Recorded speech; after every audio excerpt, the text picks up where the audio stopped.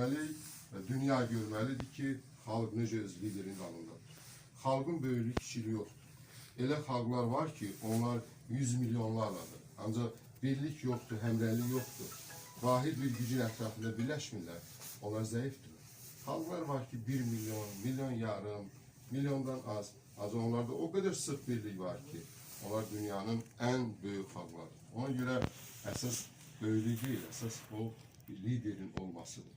90-cı ildə də bu Azərbaycan xalqı idi, bu ordu idi, bu əzimkarlıq var idi.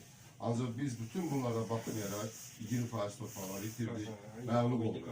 Səbəb nə idi? Səbəb odur ki, vahid rəhbərlik yox idi, birlik yox idi, lider yox idi, lider yox idi. Lider olmazsa, hətta bir evdə lider olmazsa, o ev şey olan bir toplum lideri olmazsa, o toplum yaşaya bilməz. Hər yerdə lider olmalı.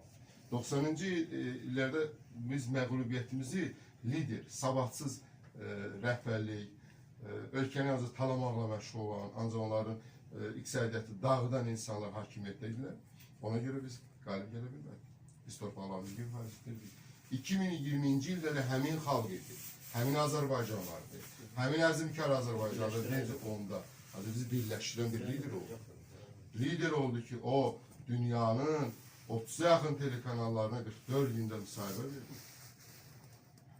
O lider ki, cəmi 23 saat, 43 dəqiqə lokal antiterrorla demək olar ki, Qarabağda ermənilər yuvalarını dağıtdı. Hansı ki, o ermənilər ki, o liderlər deyirlər, biz həm Azərbaycana, həm də İlham Əliyevə hədə qorxu gəlirlər. Biz gəlib Bakıda çay içəcək, yəni işğal edəcək. Bəli, İlham Əliyevin təbirincə desə, onun önü Bakıda çay içirlər. Ancaq istədilər. Türmədə içirlər.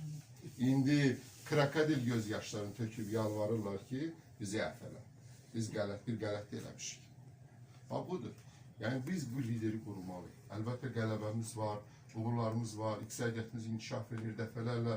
Həm müdaxili məhsul, xalq təsərrüfatının bütün sahələrində inkişaf var. Sənaye, kənd təsərrüfatı, hərbi, tibb. Biz hərbidə 57-ci yerdəyik. Dünya ölkələri sıralamasında isə inkişaf eləmiş ölkələrdə isə 45-ci yerdəyik. Ərazimiz isə ərazi 112-ci yerdə, əhali sayına 82-ci yerdə. Yəni görün baxın rəqəmlər. 112-ci yerdə olan bir ölkə inkişafa görə 45-ci yerdədir. Yəni bu İlham Əliyevin böyüklük. Biz seçkin getməliyik, öz liderimizi seçməliyik. Mən sizə xahişimiz oldu ki, hamımız gedək, səs verək, öz səs vermə hüququndan istifadə edək. Bugün, məsələn, Avropa Şurasının bizə qarşı elədiyi qərəzlər, Amerikanın bizə qarşı elədiyi qərəzlər, başqa dövlətlərin, hətta çox maraqlıdır ki, çox maraqlı bir məsələdir ki, Qazaxıstan Ermənistanla hərbi müqavilə bağladı. Qazaxıstan Türk dövlətidir, Turanın özüdür. Yəni, dünyada bilinmir, proseslər çox çətindir. Yəni, ancaq İlham Əliyev kimi siyasi liderlər bu məsələdən baş çıxara bilər. Biz ölkəmizin taleyini başına bıraxa bilmərik. Bunun üçün də əsas hamımızın tələb olan məsələdir, gedək seçkiləri.